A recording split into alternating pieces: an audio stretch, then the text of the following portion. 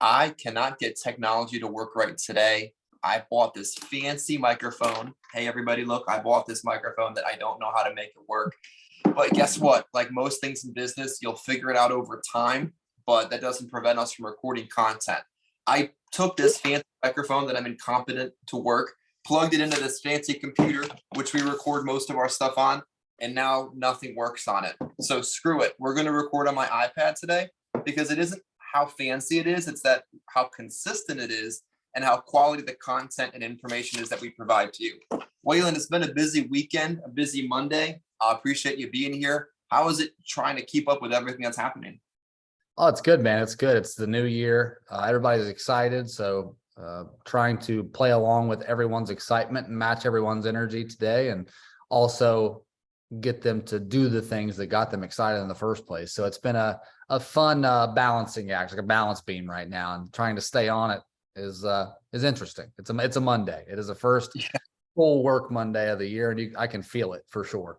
Yeah, I don't feel like last Monday counted. I was getting off of a cruise, getting on a flight, flying from Miami, hoping the flight system would work the way it was supposed to. The getting off of a boat system would work the way it was supposed to. The driving from here to there. I didn't feel like a real Monday. Today definitely feels like a work Monday. Absolutely. Absolutely. Getting back into it. And, you're dealing with the post trip, getting back into it. I'm not. And it feels that way. I feel like I've been on a boat for a week. So it's going to be a fun week. It's going to be good. There were four already clean, but yet to be put away. The closet was full of laundry until late last week. And now it finally feels like all the clothes are clean. The business is sort of organized. And now it's time to make money. Today, I wanted to talk about leads. I think it's a good clickbait kind of conversation. I think it's a relevant conversation in people's business. I don't want to talk about why you should buy leads. That's very elementary. I want to talk about exclusive, resold, direct mail, internet. I sell like this, I sell like that. I want to get above that baseline and go a little deeper on leads today. What do you think? That sounds great to me, man. We both know it's the lifeblood. We're not going to talk about the elementary side of it, but hopefully give some value to people. Yeah, I mean, it's so easy to talk the same shit over and over again. And it take it to the next level for those that understand the business takes a little bit extra effort. But let's talk exclusive versus resold on any lead type right now. I have this conspiracy theory that all leads come from the same warehouse and that all leads eventually get resold. So I don't get too worried if mine is exclusive or not. But talk to us first about exclusive versus resold leads. Absolutely. Absolutely. And just to preface, guys, I'm kind of talking at this from, I guess, a higher level versus not just an individual agent. I've been there as the agent.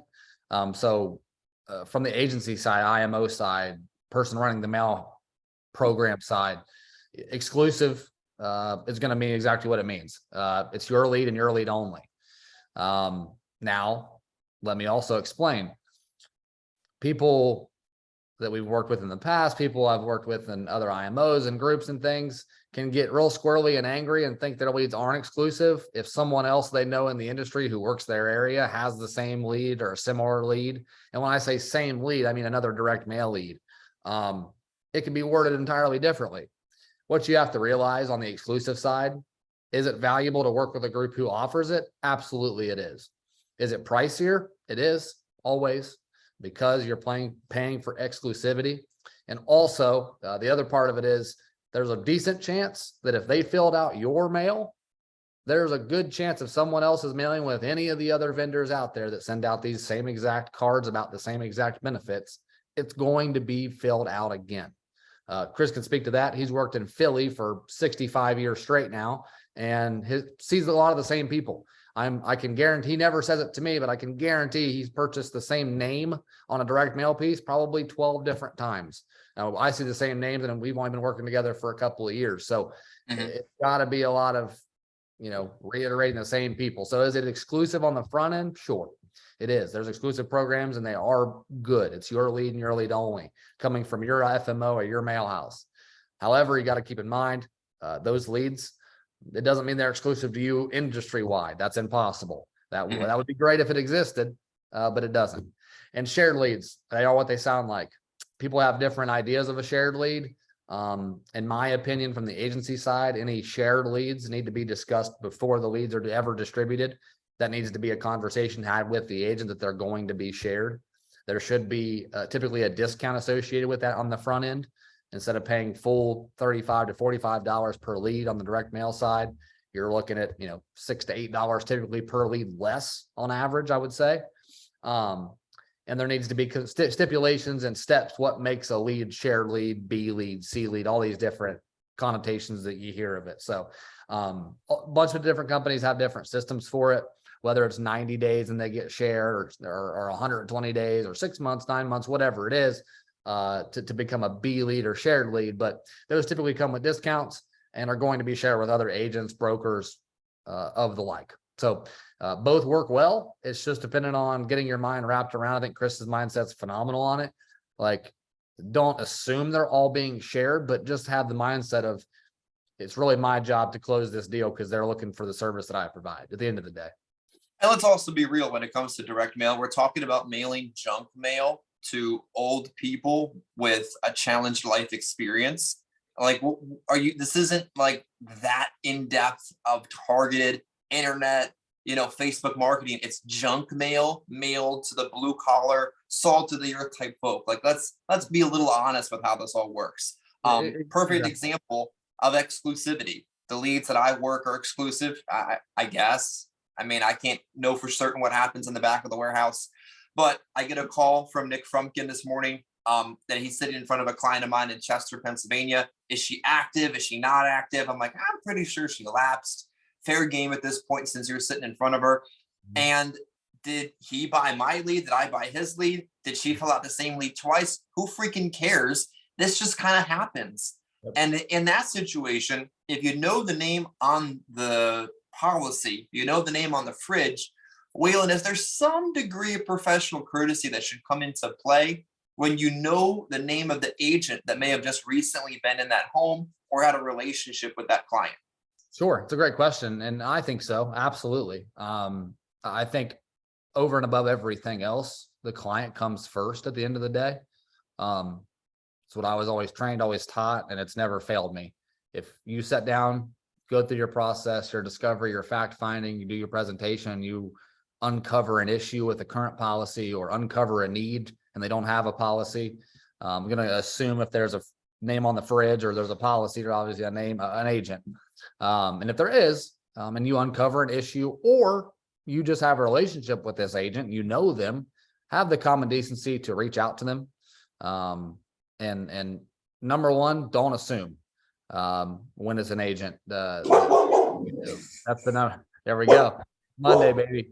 But the biggest thing is don't assume. Don't make assumptions that you knew what was going on at the time they met with that client. There could be, as all of you know, there could be a million different things going on that they have to contend with and kind of figure out. So touching base with that agent, kind of talking with them about, what went on, what's going on. This is what you see. What did they see? And as you and Nick had your conversation, I think that's a professional thing to do and a better way to handle the situation versus trying to immediately correct it and just make an extra couple bucks.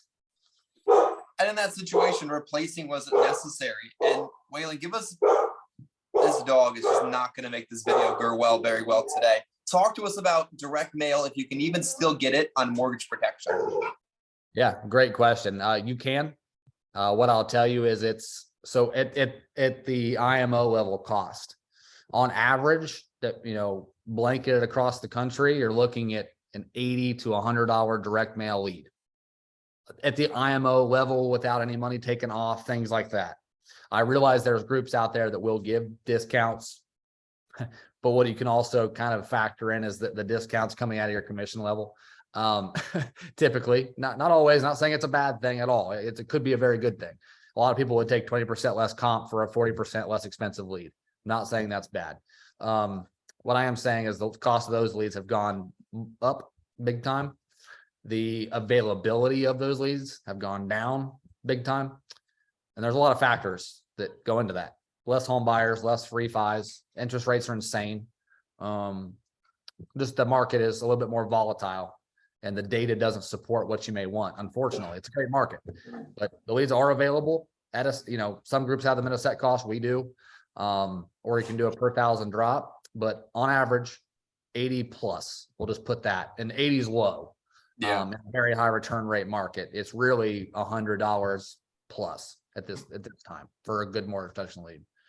Talk to me about Medicare mail. Obviously, a lot of those folks are the same final expense clients. I think a Medicare lead filters out that 50 to 62-year-old crowd that can be slightly less persistent. But Medicare mail, is it still relatively abundant on the direct mail side of our business? Absolutely. Absolutely. So it's changing just like everything else in developing. There's more CMS and Medicare compliance that needs to be on the mailer and needs to be approved, just like any mail piece, but it's definitely more focal now, which has driven some of the response rates down a touch, even in the higher returning areas. So again, it's a fluid situation. Things are changing, but there are set cost opportunities with large vendors that work with IMOs, RGI, Need a Lead, some of these other vendors out there that do very, very good work that we work with closely and really like and have developed good relationships with. On the Medicare side, LIS direct mail, you're looking at $28 to $36 a lead, typically somewhere in there. And then Med Sup, 28 to 38. Just depending on your market and your territory and things of that nature. So yeah, there's still a lot of opportunities on that side. We've seen a big shift in final expense only producers introducing and welcoming the idea of Medicare because of the less expensive lead cost. Mm-hmm. And a lot of it's the same clientele that you're going to be sitting with on the other end of the table anyways. Mm-hmm. So we've seen a lot of that shift this year. Yeah, I mean, the lead almost looks exactly the same. Yep. I've got enough. I mean, it's coming from the same vendor, for gosh sake. Like what I worked a couple of these recently, and I just simply did my exact same pitch. I said, this is a form you filled out. Is this your name? What's your birth date again? And I just went with it. I just turned it into an opportunity to see what Miss Joyce had and didn't have and where the conversation led. And I don't let too much of the wording get in the way of what I'm looking to do in my presentation.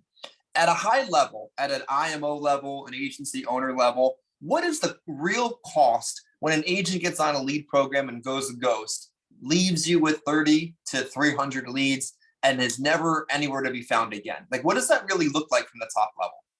Yeah, it's not fun. I can tell you guys from a lot of experience with it. It's not fun. So not to justify or defend groups for charging deposits and things like that, but they do that for a reason. Direct mail, as Chris said, it's magic mail.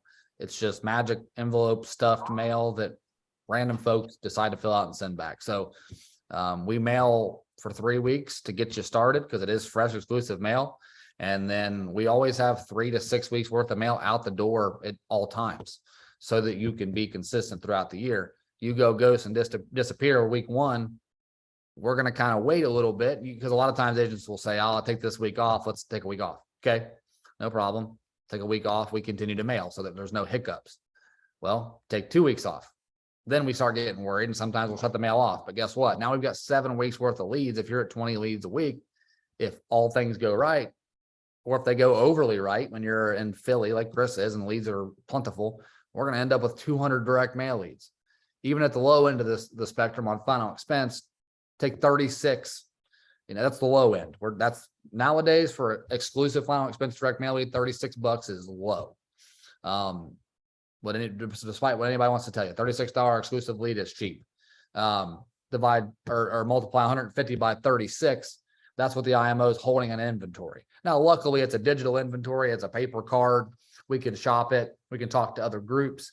We have some safeguards, but it's not fun. It's a stressful thing. It almost always ends up in a loss. If other groups want to purchase the leads, we have to take a hit. Like, hey, we'll give these to you for $30 a lead if you buy them all, type of things. And it's just not fun because what it means at the end of the day is the agent failed too. And that's what stinks. That's the worst part about it is they ended up failing. Would it be all right though if like an agent really just manned up or womaned up and said, hey, I'm out of the game. I cannot purchase these. I can't even pay my rent. I just want to be clear and transparent with you. I've quit. Like, why can't people do that? I would say ego, probably. It's hard to admit when you failed. It's difficult. It's difficult to say, man, I actually legitimately failed. I failed at this for one reason or another. I failed. And that's what you're doing when you admit that. I don't know if I've ever had someone come to me and say that, like, hey, I can't afford leads and here's why, and I'm sorry, but whatever I can do to help, I'm here to do. That would be great, but that doesn't happen. No.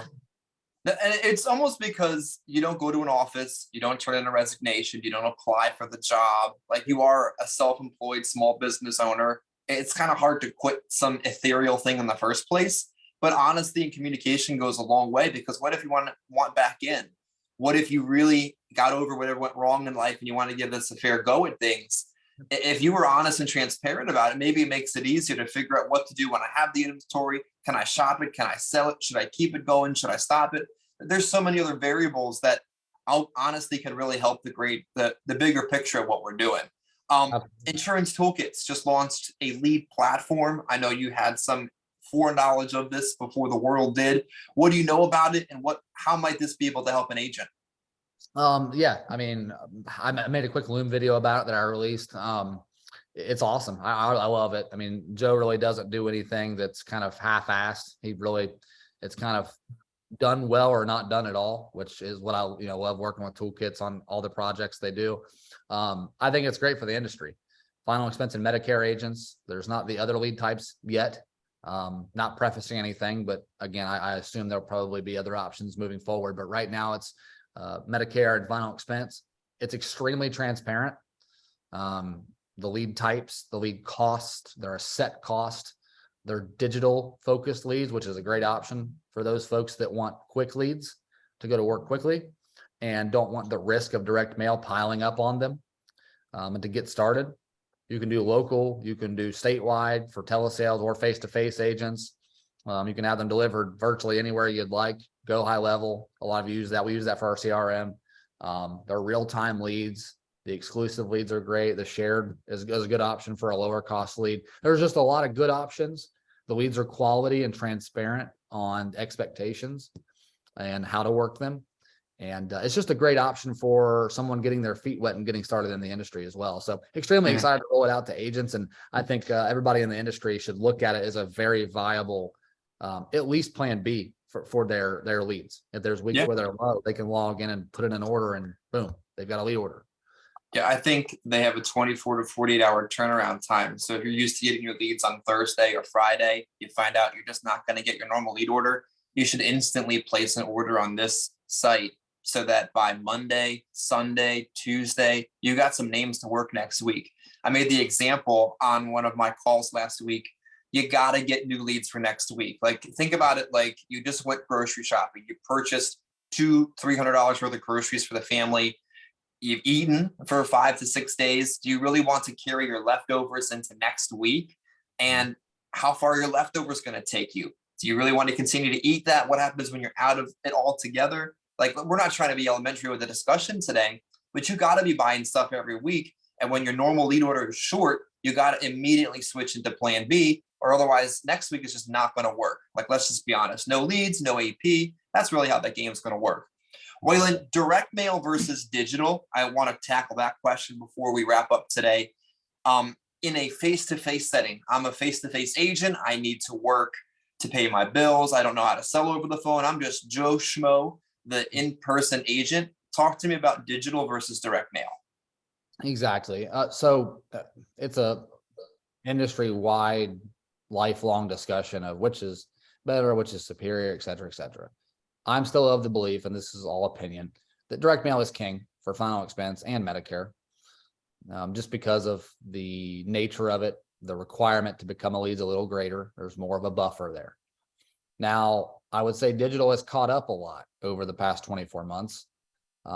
There's been a vast improvement on lead quality due to different ad copies being improved and processes being improved, meaning, again, difficulty to become a lead. It's not as simple as it used to be, and prices have gone up on those platforms for marketers, which makes it more competitive. So direct mail is great, but it's gotten drastically more expensive over the prior 18 months. And I don't see that trend. Like, it'll peter off and it will stabilize soon because it'll have to. However, I don't think it's going to get cheaper anytime soon. Digital, now that we can get it at a set cost, is a great option. You have to acknowledge it and make it part of your business and be willing to work it. My rule of thumb is, 3 digitals equals 1 direct mail, typically. as far as quality goes. Mhm. Now, the availability of it now has gotten much better and easier with the advent of the toolkit platform and some of these other vendors that we're able to order from and do the things in-house that we do. So it's a volume play. That's one thing always keep in mind. You need 3 digitals for every direct mail you take. If you buy 30 direct mail a week, buy 90 digitals. I know it sounds crazy and it'll probably be pricey, but I promise you'll still have a good week if you Mhm. buy 90 digital leads. You'll be more efficient than if you would have bought 30 digitals. You will have Yeah. spent a little bit more money than your direct mail order typically, but it'll still keep you on track. And you'll actually be surprised. You'll probably write more than you would have. I still think that number is a little inflated for the face-to-face agent, but you can write a lot of business off of digital facing leads. You really, really can. And with the quality of them improving so much, it's definitely a viable option you can run your whole business off of it realistically. But a blend is always the best way to go. I remember my first real big breakthrough in the business came when I bought, I don't know, like 30, 40 leads. It was a lot for me at the time. They were all aged at the time, at lead as lead. And I wrote so much more business because I stopped being so worried about one card at a time. I stopped worrying about pushing for sales and people that were just really not going to work out. And I just went to the next and to the next and to the next. And I thought, why don't I just keep increasing my lead order? Because the more leads I buy, the easier the work is, the more efficient I can be with my work. And in fact, as I got better, the less days I'd have to work as well. Like if all I had were 15 leads and I needed to make that money to pay my bills and I had zero money, but all you gave me were 15 leads, man, I would need 5 days to grind every dollar out of these leads, talk to every stranger on the street, gather every referral, cross sale, senior center. It'd be a grind. But if you gave me 40, I could probably knock that out in 2-3 days with that same skill set. Yep, exactly. And you're building an inventory for yourself. And the mindset is simple. You get out of that mindset of, and we've all been there. I was there. You get to that mindset of, I bought 30 leads. It cost me $1,200. I need every appointment. You're thinking, how do I get my 1,200 back? How do I get my 1,200 back? But you buy 40, 50, 60 leads. You're just looking for the buyers, because out of 40, 50, 60 quality leads, you're going to find 10, 8 to 10, not lay downs, but pretty darn close. Yeah. They're willing to spend $80 a month. They want to buy, they're ready to go. And it just takes the stress off of it when you start thinking a larger scale, instead of, like you said, trying to, squeeze every ounce of premium out of 10 people or 15 people. It takes a lot of that load off of you. So it absolutely is correct. Now let's flip the script. Say I'm a telesales agent. For whatever reason, I've chosen that as my business model. I work from home. I'm willing to work 40 hours a week, like a job. What should a digital order look like for me? Because I get this question at least once a week from an agent that wants to do telesales. What would I do digital wise, lead wise, to be a successful telesales agent? Absolutely. So volume's key in telesales. I think the pioneer, one of the pioneers and some of the best people to do telesales at the moment is Jeff and Nick at BGA, Digital BGA. I know they have other resources. I don't know all the ins and outs, so don't take it as gospel, but they have the different preset appointment options and some of the live transfers and TV calls and things. But a lot of their people that I know within their group that do really well, it's a volume play, man. It's just a lot. You get as many leads as you can in an open area. The rule of thumb is the more area that you're willing to work, the less expensive the lead's going to be. Want to work in 15 states, it's going to be less expensive than you just got Ohio. Yeah. So it's volume and direct. So you buy 25 direct mailers, you're going to have a good week. You need at least 100 to 150 names and phone numbers of interested prospects for the phones, because these dialer systems, we use Phone Burner. You can buzz through a load of people pretty quick. Yeah. Not answers, people that aren't interested, all those different things. So volume. We recommend at least 100 a week if you're doing phones, upwards of 200. Now, quality matters. I'm not sitting here and saying buy 200 of the 50-cent leads. If you're buying leads at that cost, buy 1,000, buy 2,000, you're going to be grinding. Yeah. Just saying that's an option, but it's going to be a grind. We're looking at the $8 to $12 range. You can get some exclusive for that. I know there's some shared options out there, but you're looking at 100 to 200 a week for the phone sales. And like you said, it's all about treating it like a job, like you Yeah. just like the field. You don't get paid for setting at Dunkin' Donuts. You get paid for going into houses and selling. The phones is the same way. You don't get paid for, giving the kid a whooping and watching YouTube videos in the background. That doesn't No, pay the bill. my So laundry yet to net any profit in the last 7 years of the industry. exactly, Um, same here. Same here. My only profit I get from my laundry is if I leave a couple bucks in my jeans and it falls out, and that's not very much. So I have one idea, one joke, and then one thought before we wrap up, since we're getting close to our time limit here. Cost per acquisition versus cost per lead. I think we get so wrapped up into thinking I'm paying $35 per lead, $25 per lead, $10 per lead, $11 per lead, wink, wink. What is the true conversation though is cost per acquisition?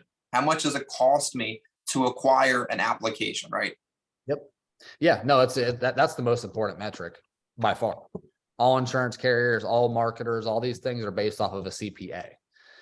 That's all they care about. And that's one thing you got to learn as a independent broker, as a business owner, is cost per acquisition matters. I don't care if it's an $87 lead. If you close 1 out of 2, you're doing great. Yep. A $150 lead that I close every, like I have like a 45% close rate on, I'm going to buy as many of those as I can. Mhm. If I buy a bunch of $10 leads and it's a $700 CPA, number one, that tells me the leads aren't very good. And number two, it tells me that I'm spending a ton of time on it as Yep. well. Time isn't even factored into CPA. CPA is Mhm. simply just what you spend and how many of those things it takes you to sell something or move your product. But what it can tell you, that metric, is how much time you've invested. And that's more valuable than any of the other things. So time and CPA are really what you should be tracking, not your cost per lead. If you're buying $50 direct mail, but again, you're at a 250 CPA and you're doing that on average every single week, you're doing pretty good. Realistically, you know how many businesses would kill to make $800 commissions on a $250 CPA on every pack of whatever they're purchasing? Yeah. All of them. So it's like you said, that's the number that matters. Within reason. I'm not saying like, I just know that there's businesses out there buying leads that are $1,000 in different lines of business, not insurance, but Yeah. these different industries spend tens of thousands of dollars on things. If their CPA's right, they don't care. It's just an expense. Do you remember avatar leads? I do. The press ones and absolutely. Avatar leads I bought from, I think it was Dave Dufort at the time, spent $1,000. The first time I ever experimented with appointment setting, I figured I buy my direct mail every week. I'm never going to stop that, never have. But hey, what's a few extra leads? What's something for fun? And I bought them and I set them and I sold a few of them. I mean, a lead is a lead. And I remember this lady, I got in front of her, set an appointment with her. And it was the biggest lead I've ever seen in my life. She's sitting there at the kitchen table with her Direct Express card out, her ID ready, and I start ready to warm up with her. And she's like, when are we going to get to the buying insurance part? I'm like, Yep. all right, okay, fine. Of course, avatar leads are long gone and illegal, but boy, that was a fun part of the business. It was. Last question.